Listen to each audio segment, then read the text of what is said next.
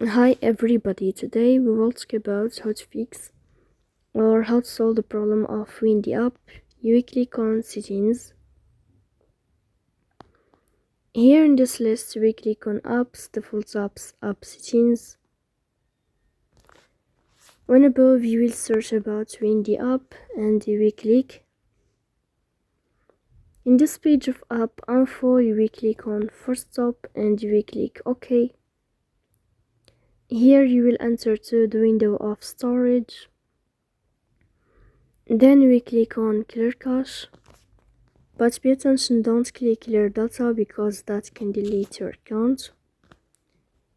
In the end you can turn off your Wi-Fi and you can turn on your Wi-Fi again to fix that problem.